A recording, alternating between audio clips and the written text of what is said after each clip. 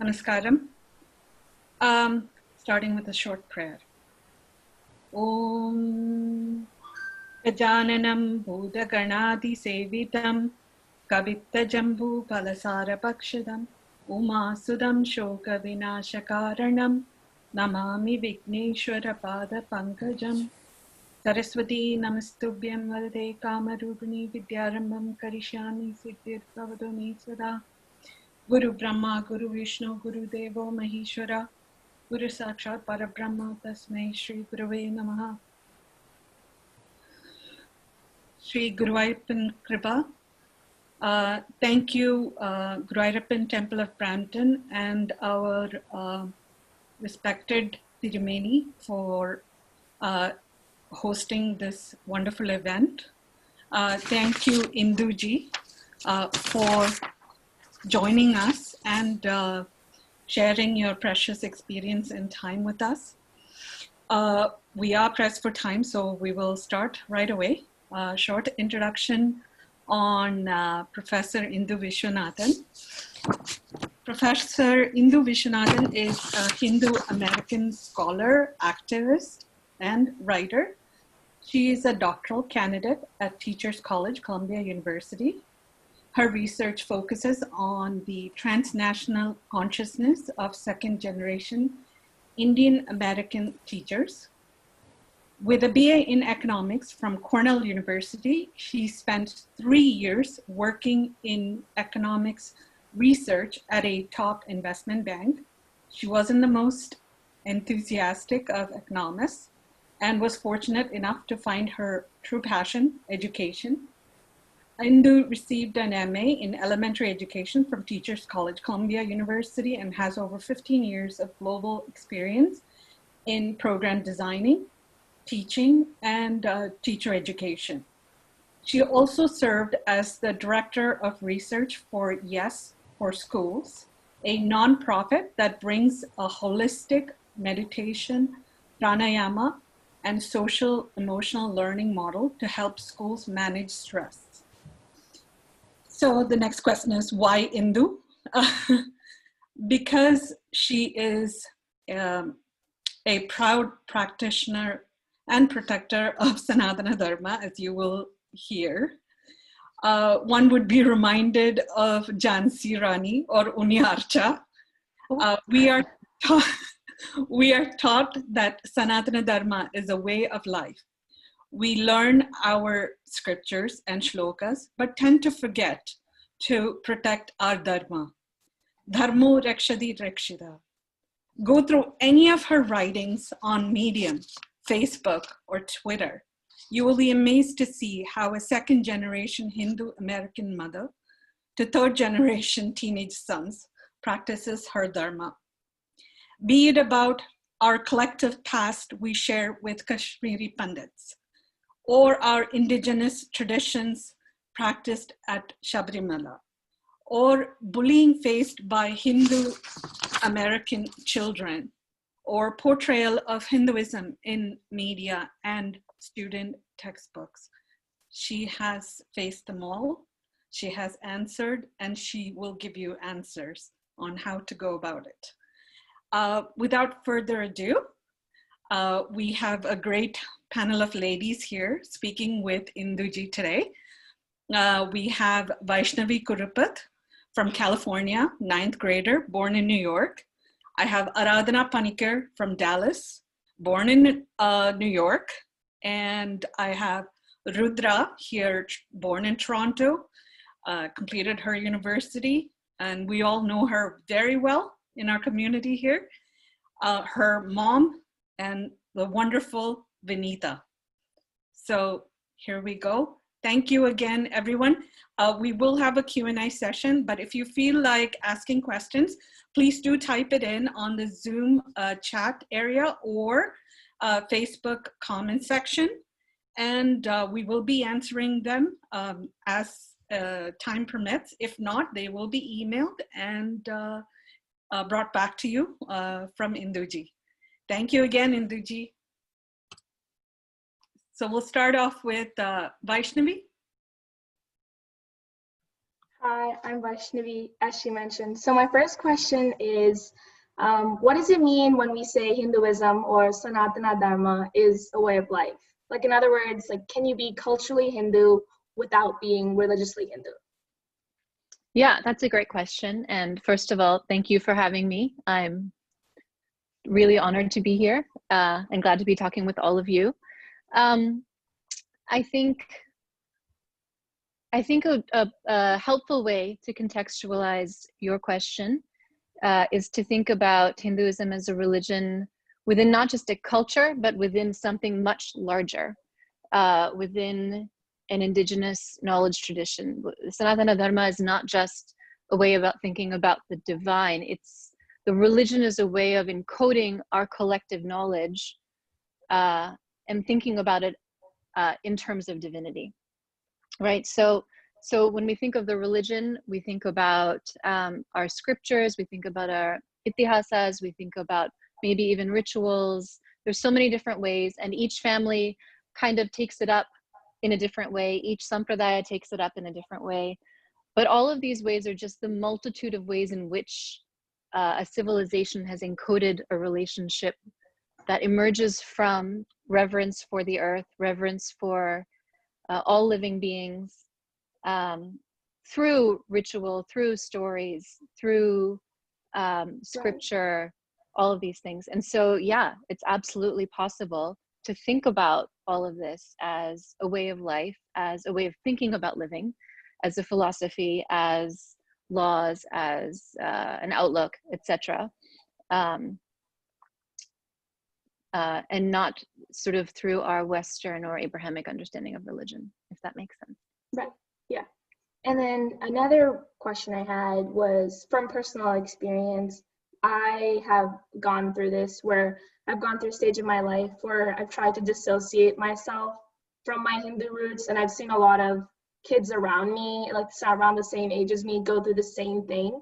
So I was wondering, how has like your relationship to Hinduism like changed from when you were a child to a teenager to an adult? And like, have you gone through a stage in your life where you've tried to disconnect from it and then you reconnected with your practice? Yeah, I would say absolutely it's changed over the course of my life. And I'll start off with the fact that I'm an old. And so when I was a child, things were really different back then, in the previous millennium.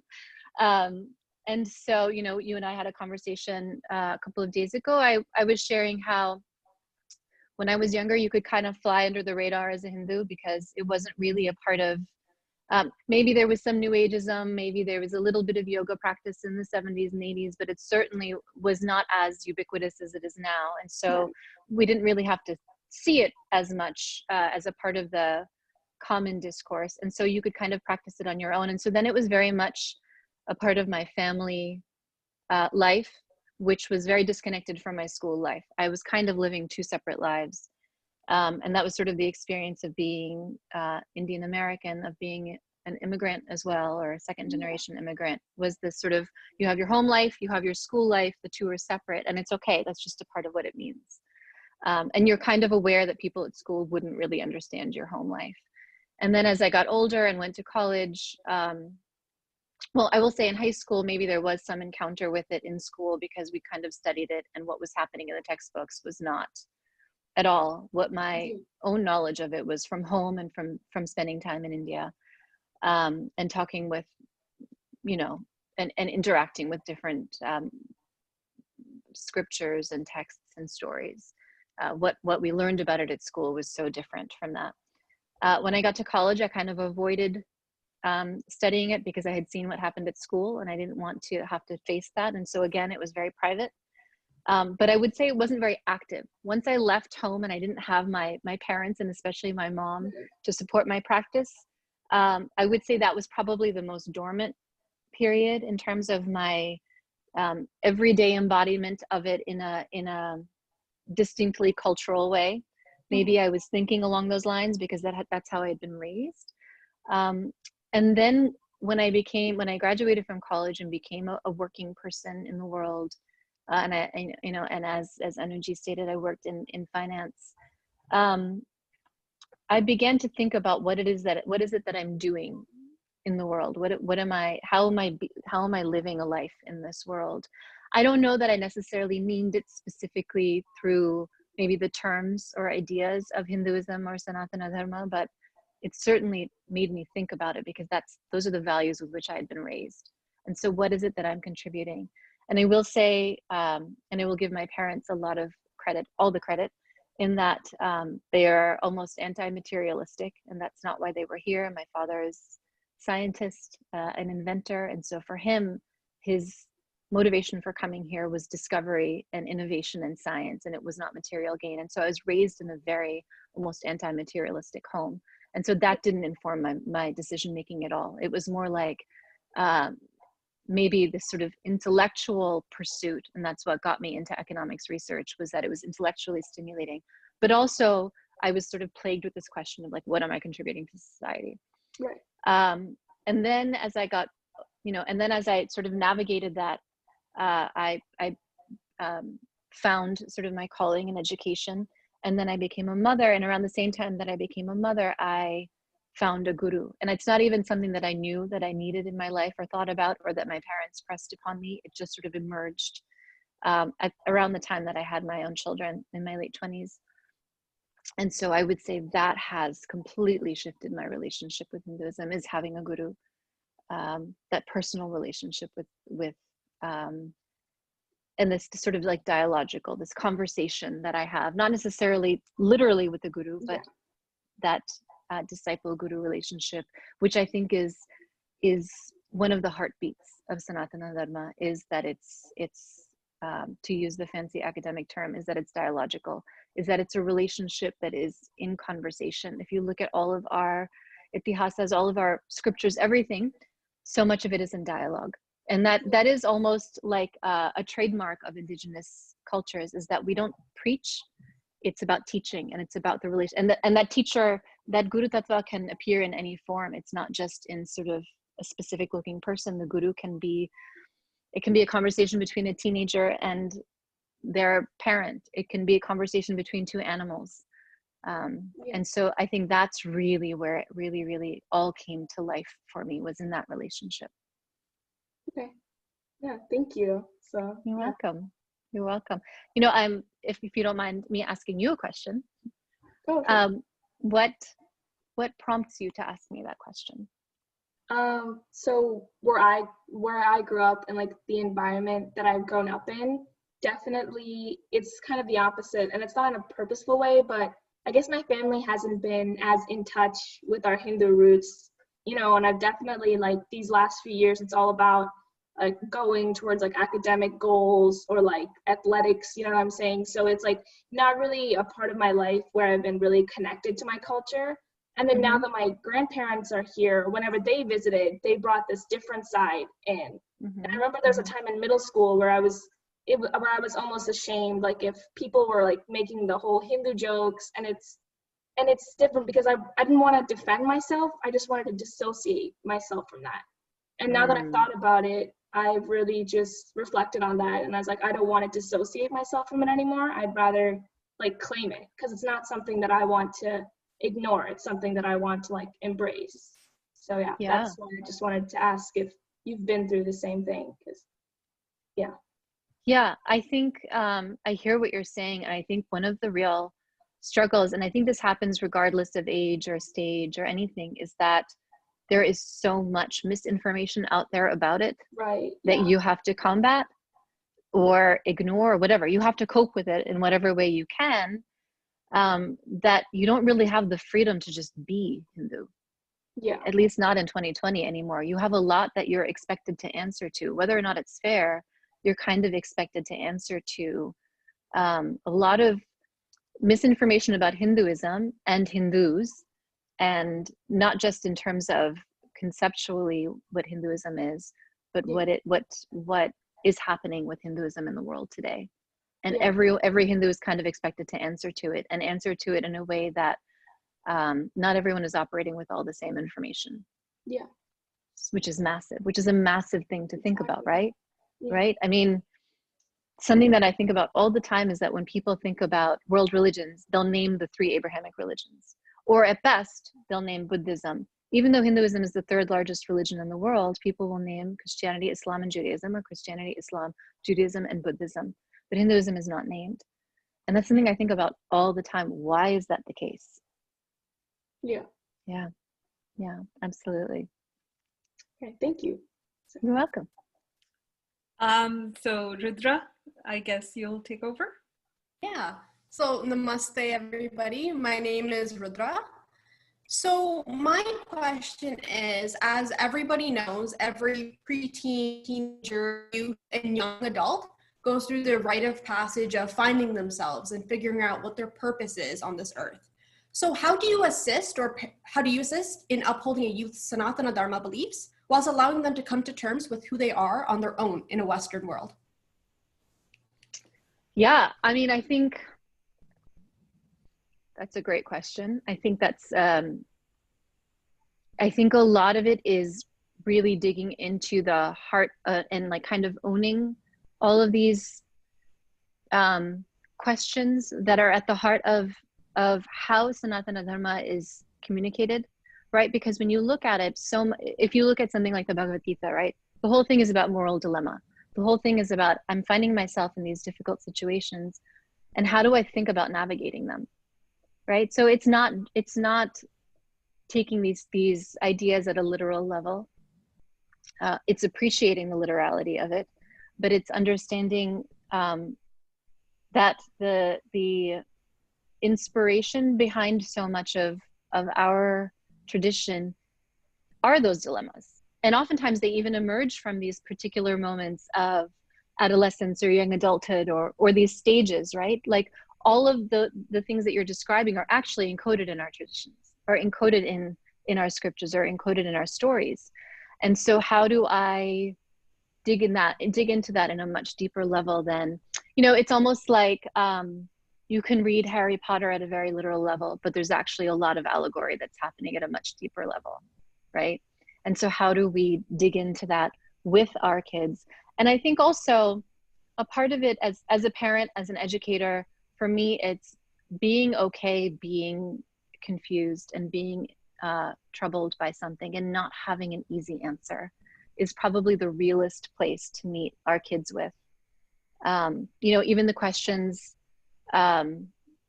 that we were discussing earlier, where, have you thought about giving it up? Those are real questions. And I think it's important not to paper over those questions by saying, don't give up, hold on strong, because that's really easy to say. It's really hard to do. And so I think being real about it, being okay, being troubled, being okay, not being okay. And I think also remembering what it's like to be a kid is really important. That's something that I try to go back to as often as possible. And also acknowledging that I have no idea what it's like to be a child or a young person right now. Although I like to think of myself as young, that it's such a different time, right? I mean, just social media alone makes all of this ramped up in a way that I can't even possibly comprehend what it's like to grow up with that. And so a lot of listening also. And I think, there's this phrase I often hear from first generation Indian parents here. I don't remember hearing it as much from my own parents, but I know that it exists a lot, is this idea of like inculcating a sense of, which is very much almost like almost a very technical transferring of, and I don't know that it happens in that way. I don't know, I can't speak for all parent-child dynamics or all educator-student dynamics, but I know that that this is a practice of seeking. And this is something we talked about in our call a couple of days ago. You can't force someone to be a seeker. You can create an environment that encourages that. And I think we're all kind of wired to be seekers. I think that's part of what I love about Sanatana Dharma, is that it embraces the inquisitive nature that is human nature, and that appears in so many forms. And so creating an environment for your child, whether your child is young or an adult, that encourages wondering and being in wonder and meeting them there, and not expecting their wonder to look a certain way and not being disappointed when it doesn't look the way you want it to look. and keeping those lines of communication and wonder open, no matter how hard or confusing it might be for you. And I say this with a lot of humility. I don't know what it's like to raise your children in a country that you haven't grown up in. I have the advantage of having grown up here, and and not only having grown up here, but being an educator in this space and knowing what, to some degree, their day-to-day school might look like. I don't know what it's like to move to a country and have my children go to school and be in a society that I didn't grow up in. And so I have a lot of compassion, and I probably ask the children to have a lot of compassion for their parents. And I think even more so, it's important for everyone to be okay being a little bit uncomfortable around all of it. I don't know if I answered your question. No, you absolutely did. So just like a follow-up question, you did talk about acknowledging occasionally not being okay. And a lot of youth and even adults deal with mental illness like depression, anxiety, and with the coronavirus pandemic, that gave rise to a lot of anxious or depressive thoughts. So what is like your best strategy to come out of not feeling okay, not being okay? My go-to strategy, and I'll go back to what I said earlier about sort of strengthening my relationship with our practices through a guru, is sadhana. Like, I have a daily practice of sadhana, of dhyanam, of pranayama, of prayer, of chanting, that, and I'm a singer, and so chanting is like a particularly powerful thing for me. It kind of pulls it all together. There's nothing in the world that replaces that for me. And I am committed to that practice. And I've been committed to that practice for almost 15 years, of twice a day dhyanam, and at least once a day pranayama. That for me, like, absolutely is what keeps me connected to my highest self, to the thing inside of me that cannot be touched by whatever it is that's going on around me, even though I do engage with that. So I'm not suggesting like spiritually bypassing reality at all. But I am aware of, and with the work that I've done, I'm aware of sort of like the evidence-based learning that is, and studies and empirical studies around things like pranayama meditation, and I could talk about that. But if I'm going to be really, really honest or transparent about it, I actually find that to be somewhat dismaying, because the purpose of all of that is self-knowledge, not putting your knowledge of yourself into a study that gets reported into a peer validated journal. If you don't know yourself through these practices, and you're only comforted in the knowledge of yourself because it appears in a peer-reviewed journal, then I think it's time to dig into your practice a little bit more. So yeah, it makes sense. So just another question for you that I have is, how do we effectively react to the accusations of being a radical Hindu when we talk about our Hindu traditions and cultures? Yeah, I think a lot of that stems from the attachment of Hinduism to politics. And I know and that's not to say that anyone should not be political or that religion doesn't get politicized.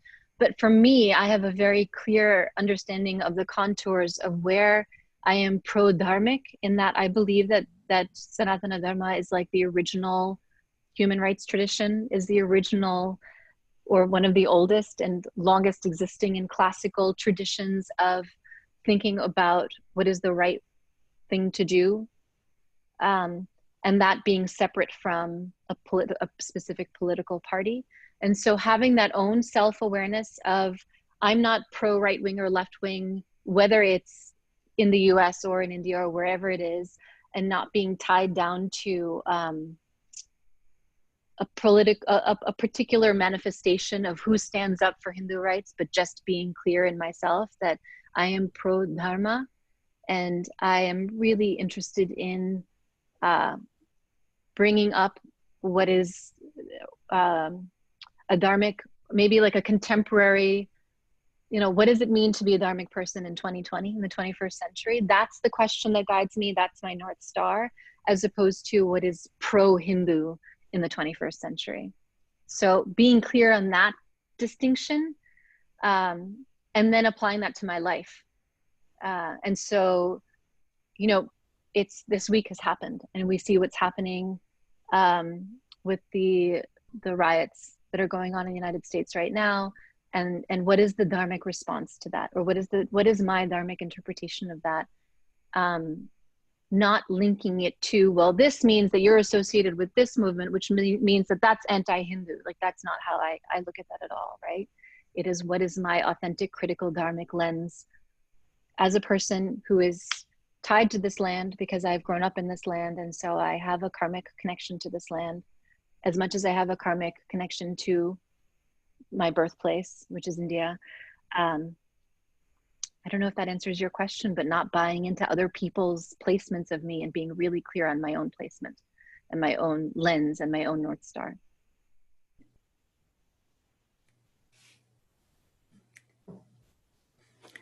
So namaste, Induji. Thank you so much for being here once again. So my question is basically about, what do you think about the impact of gurus like Amma, Sri Sri Ravi Shankar, Sadhguru, etc., and how they have taken on an evangelical status at the present time? How do you think that impacts our Sanatana Dharma in general, and also the perception across the globe right now? Sure. I will start with full transparency. Sri Sri Ravi Shankar ji is my guru, and he's been my guru for quite some time. And so, yeah, I should be fully transparent about that. I am very clear on the distinction between my personal relationship as a disciple versus the sort of organizational and the different manifestations of the organization around it. And I do think there are distinctions in the way specifically those three gurus that you've named, engage in the world. So to start off with, I wouldn't be here doing the work that I do, sitting in front of you having this conversation, were it not for my guru. So that's a short answer. And I think that's a pretty powerful answer, because in the most difficult of times, my guru is who I have turned to in order to find answers to all of these difficult questions and situations and tensions. And so that's really important to me. And I wouldn't have found him. Maybe I would have, who knows? But I don't think in a very literal sense, I would have found him were it not for his presence here in the United States, right? I mean, I'm sitting in New York. I wasn't going from ashram to ashram in India looking for a guru.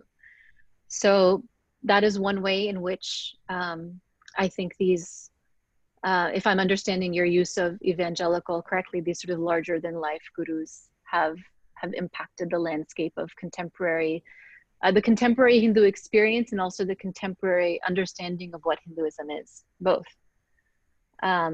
And having a guru in my life has shifted my understanding of what Hinduism is.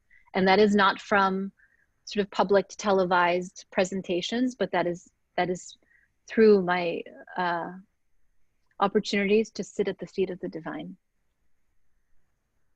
for which I am eternally grateful. And I don't just mean that in a very embodied sense of guru, but I mean in terms of being able to understand what Guru Tattva really is, and being able to close my eyes and detach the doership from my actions in the world, comes from my being connected to Guru Tattva and being able to sit at the feet of the divine and know that that's the place from where I'm operating is something much larger than this body or this life or this particular ego or the ways in which I've identified myself. So that's that component of it. I think it's important. I think gurus are important, like I said earlier, to Sanatana Dharma.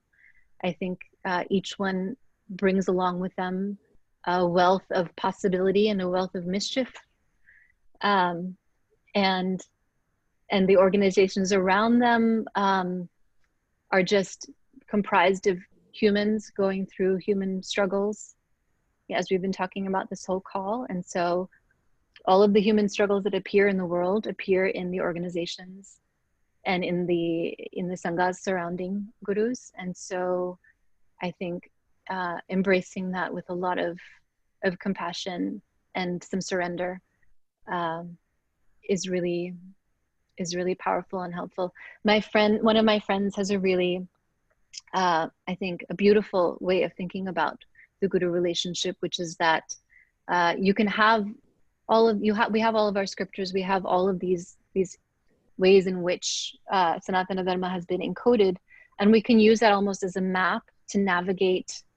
Imagine it as like a river that's surrounded by these ravines and all these different territories, and a guru is a guide who helps you navigate that, right? You could do it on your own, but it's very easy to fall into the trap of things like yogamaya. There's so many different traps out there that we can fall into. There's so much half-baked knowledge that's so enticing, that appears to be the truth. And when we find ourselves attached to things that appear to be the truth, it's very easy to get caught into traps and to get caught into cycles. And for me, a guru is an enlightened master who is able to guide you and to say, no, come over here, or to remind you of your bigger mind. You know, in the Art of Living, we have this expression that we say, it's a greeting, and other groups use it as well, which is Jai Gurudev. And the literal translation is like, you know, victory to the guru. And it's often interpreted in a very small-minded, like embodied, gross sense. But the real meaning is victory to the bigger mind. Let me not be trapped in my smaller mind. Victory to the bigger mind. And so that's my daily sankalpa. I don't know if that answers your question.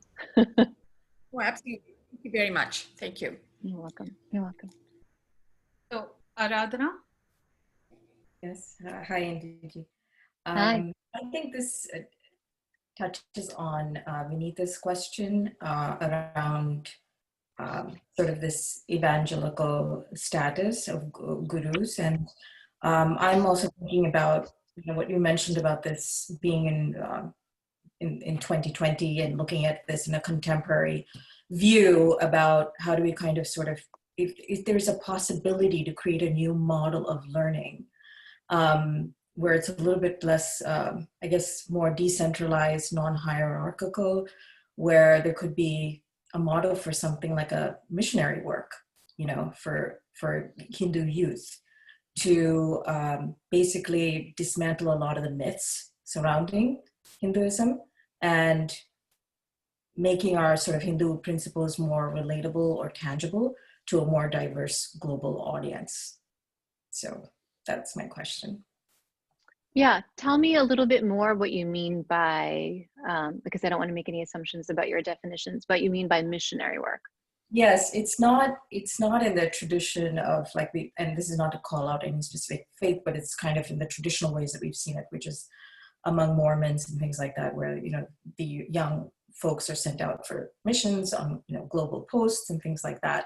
But it's maybe more of like a service corps, where, you know, young people are actually taught, you know, the scriptures, or they're taught the specific principles, and basically maybe a lot of the, I guess, a lot of the misinterpreted kind of knowledge that appears in, for instance, in school textbooks.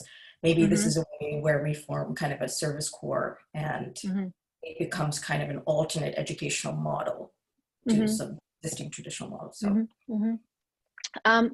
I think it's a great question.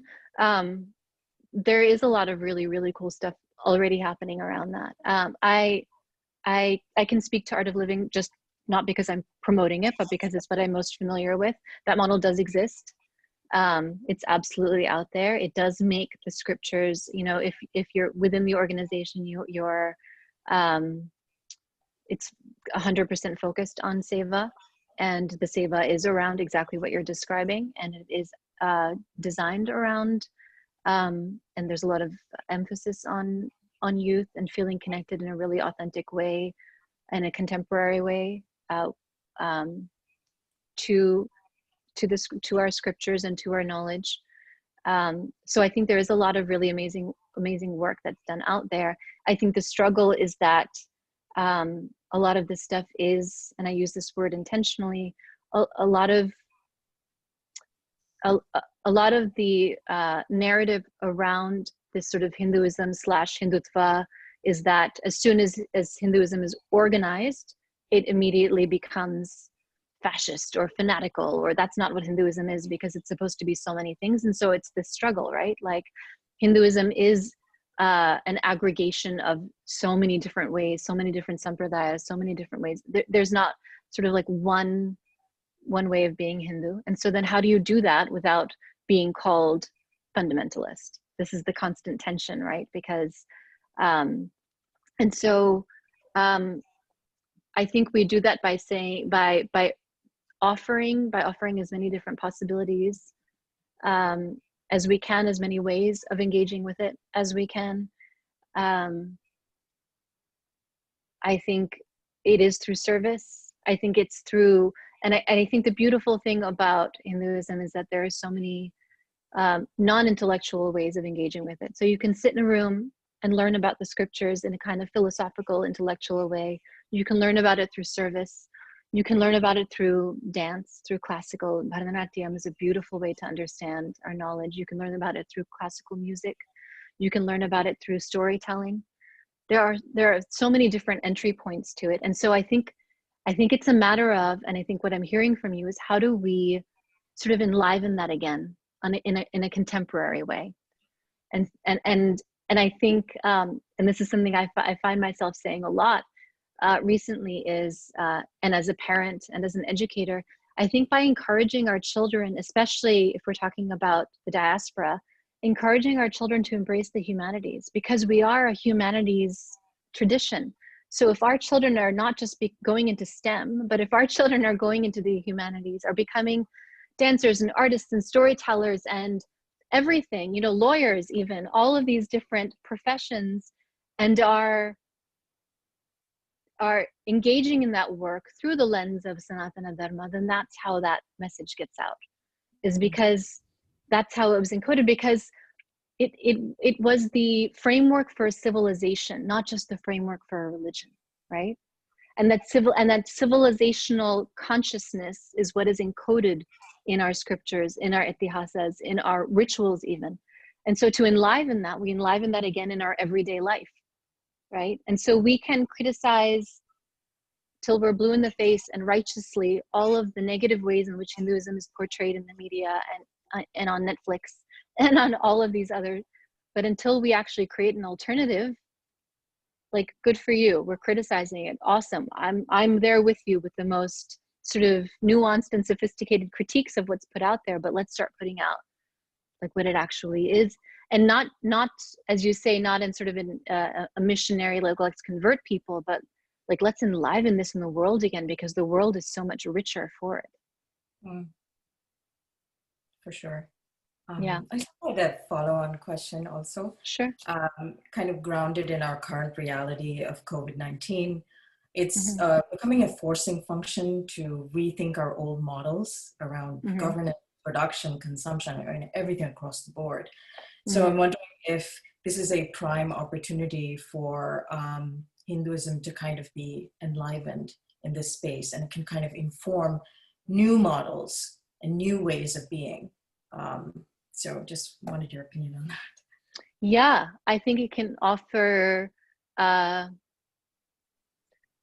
again, like going back to this idea of a framework for a civilization. I mean, it includes everything from governance to economy to society. I mean, there's a lot to explore and ask questions about and disrupt, absolutely, by looking at the same question, these same sort of perennial questions of civilization. This is not the first pandemic. This is not the first, you know, thing that hit society. And so absolutely. And I think what's so powerful about, you know, and I use the word indigenous throughout these questions, and it's very intentional, because Sanatana Dharma and Indic civilization is indigenous, which means it emerges from the earth, and it emerges from a reverence for the earth.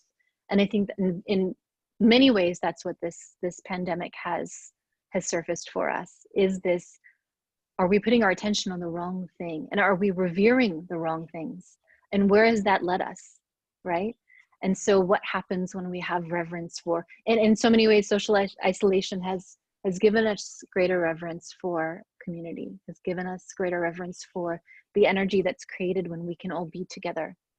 and slow down and be together, and slow down and listen to the rhythms of our body and how they connect with time. You know, one of my good friends was telling me that her daughter was questioning whether or not time actually relates to schedules and school and Zoom, or does it relate to how our bodies like connect with the sun, because that seems to make more sense. And this is her 6-year-old child, and this is because she's not forced into the school schedule anymore in the same way, and she's at home, right? So it's almost naturally evoking the indigenous questions that indigenous people across the world have asked, you know, from before we turned our heads to a single male god in the sky. It's when our god was the planet. So absolutely, yeah. I think Hinduism, I think all indigenous knowledge traditions have something really, really rich to offer that we're all, the word I can think of is longing, that we're all longing for. Oh, it's beautiful. I so appreciate it. Thank you. Thank you. It's a beautiful question. You know, I just wanted to jump in and ask you, Induji, I mean, in terms of the future of Sanatana Dharma, how do you feel? Are you feeling optimistic? Or, I mean, I'm hoping you are, but in case, you know, I mean, where do you stand with that? Optimistic or pessimistic about how we are going towards the future? Am I allowed to be all of those things? Absolutely. I wouldn't say pessimistic. I would say I am very aware that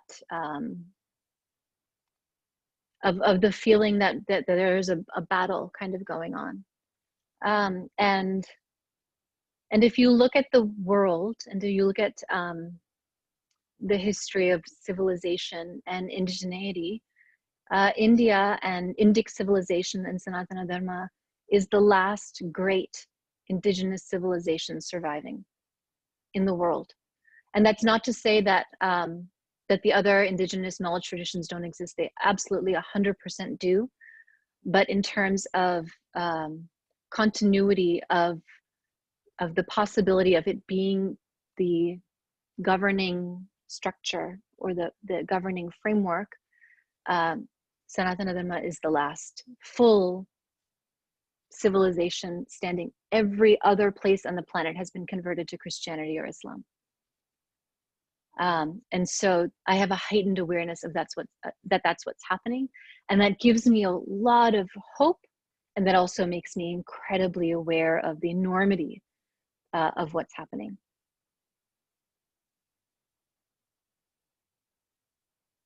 Thank you. You're welcome.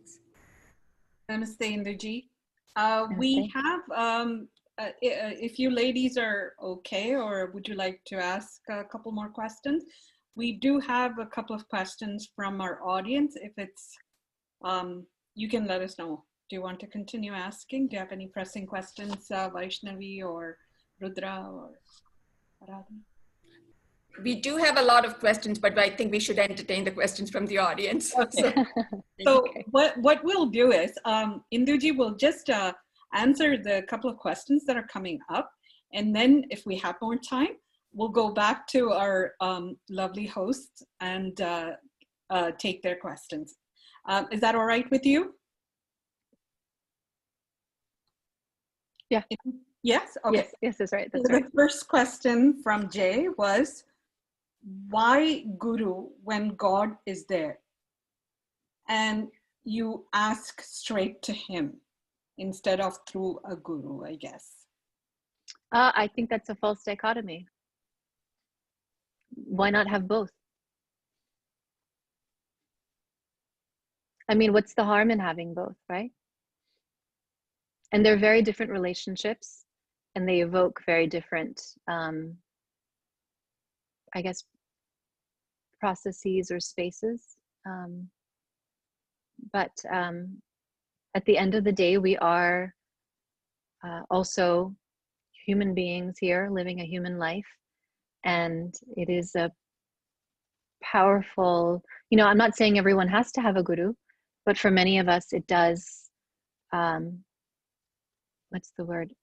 I keep coming back to enliven. It does enliven everything in such a rich way So why not? I mean, I don't mean to say that I don't mean to make light of the question. It's a serious response. Jay, I hope you heard the answer. And if you have a follow-up question, please do type it in. But in the meantime, I have a second question from Jay Raj. What are the forces / global trends you see currently which work against organic evolution, propagation of our indigenous body of knowledge? And do you see us overcoming those challenges? I'll answer the second part first. Yes, I do, or I wouldn't be here. The challenges themselves are, I would say,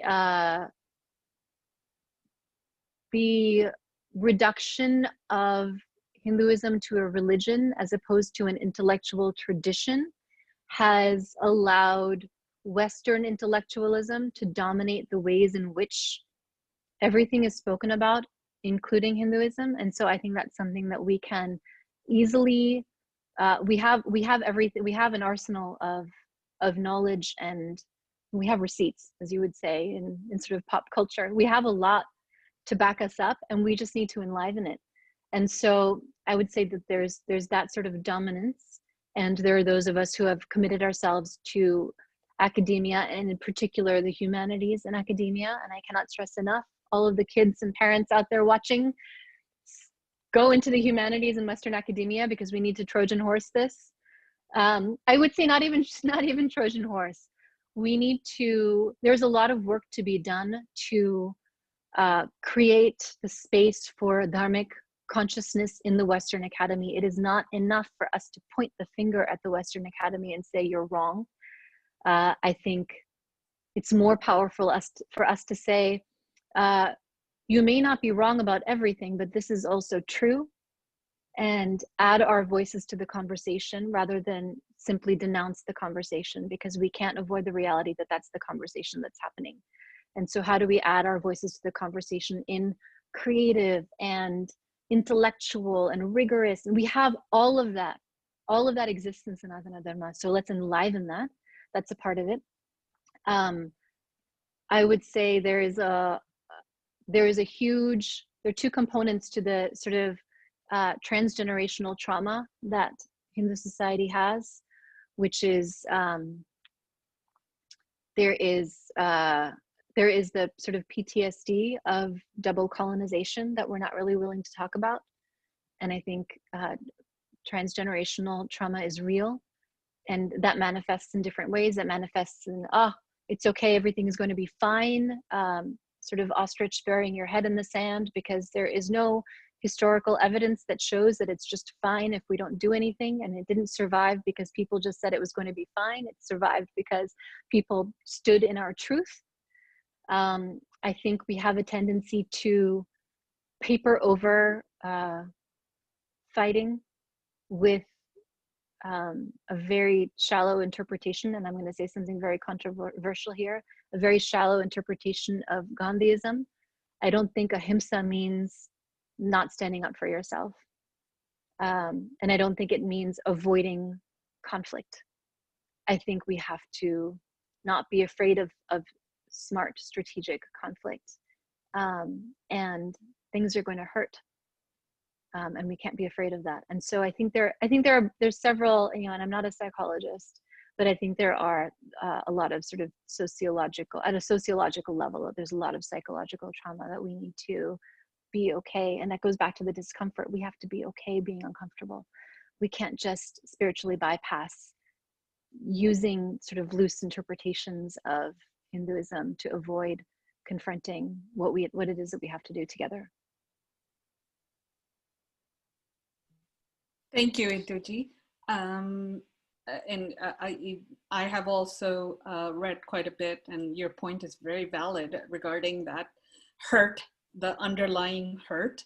I read it about whether it's the Kashmiri Pandits, whether it's the Goan Inquisition, recently Sabrimala, all of this there's a lot of hurt internally as well within the generations. So yeah. Anyhow, I will continue to the next question that we have. Why do we consider Guru as God? This is again Jay, I guess, from the first question. Guru as God. I know he's a teacher towards salvation, but instead consider him as God. I don't know if I said it the right way. So why do we consider Guru as God? Yeah. And I'm going to push back on the term salvation, because salvation is a very Christian normative concept. And I don't believe that I have anything to be saved from, because at the center, you know, as Adi Shankara said, at the center is bliss, is love, right? Is not sin. And so there's nothing to be saved from.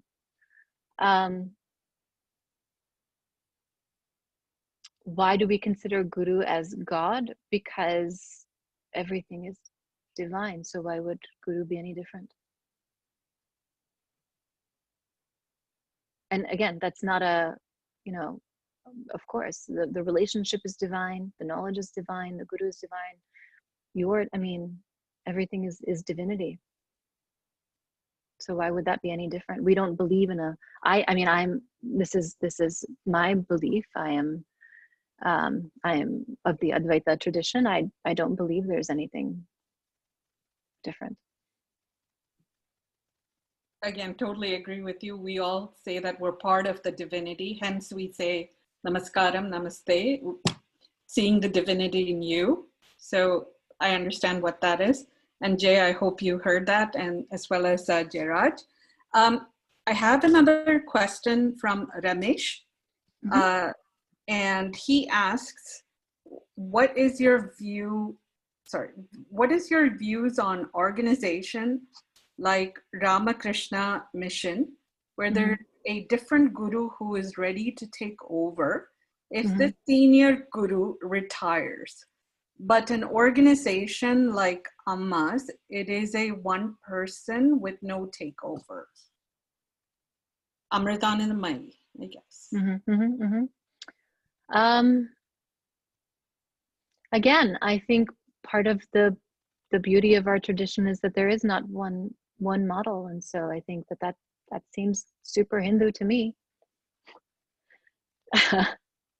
And not being a guru myself, I don't really feel like I'm positioned or to answer in any other way other than that seems pretty Hindu. Why not? So right now, I don't see any other questions. So Vaishnavi, hey, Vaishnavi, you're still there? Yes. I want to go back to the younger Vaishnavi or the Rudra. Can you guys, if you have follow-up questions, do you want to, Vaishnavi, you want to try? So we mentioned about how like Hinduism is often like, it's like misrepresented in the textbooks and like on social media and like in many of our like different forms of media. But I just want to know, like, why do you think that is? Why do you think that like our entire like culture is kind of misrepresented? Like, it's like, why do you think that the media thinks of us in that way?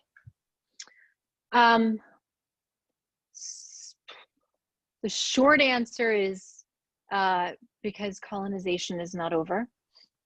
The long answer is the ways in which Hinduism was understood actually did emerge from 19th century British Raj.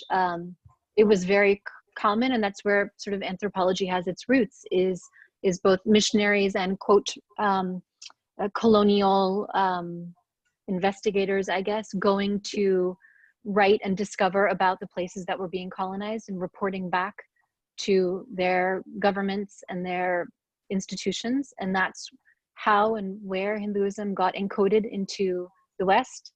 And it didn't emerge from those folks consulting with Hindu gurus. It came from them making observations and making decisions on their own. And so that was like the baseline from which everything was operating. And if you look at departments of Indology, or you look at Sanskrit studies or whatever it is in the Western Academy, it's still very much operating from that baseline. And there is not a lot of room for indigenous Indic scholars. There's no seat at the table for us. And so that's a part of why we need to be in the academy, right? Because a lot of it emerges from there. The narrative, the understanding, the knowledge emerges from there. Yeah, so I think that's why. I think, again, single patriarchal God in the sky is the norm for religion, and Hinduism is observed through that. And it's misinterpreted. It's like you have the wrong decoder ring. And it continues to be looked at in that way. Even the fact that we talk about it as just a religion is an indication of that. Yeah. Rudra? I have one question on the chat, in the chat area. Is that okay, Rudra? Yes, that's fine. Okay, so it's from Satish. Do you have any recommendations of books, podcasts, websites, etc., for youth who would like to learn more? I do. Maybe what I can do is, Anuji, maybe I can share a list with you of things, and then you can share that with everyone. Sure. But just as a primer, if any of you have not read Professor Vamsi Juluri's Rearming Hinduism, I read that book a couple of years ago, and I was literally like on the uptown R from my home to my school, like weeping on the subway in front of all of New York City every day. And that's actually how I met him. I messaged him on Facebook and I said, "Thank you for writing this book. You made me cry in public," and we became friends. It is a fantastic, fantastic book. I cannot recommend it enough.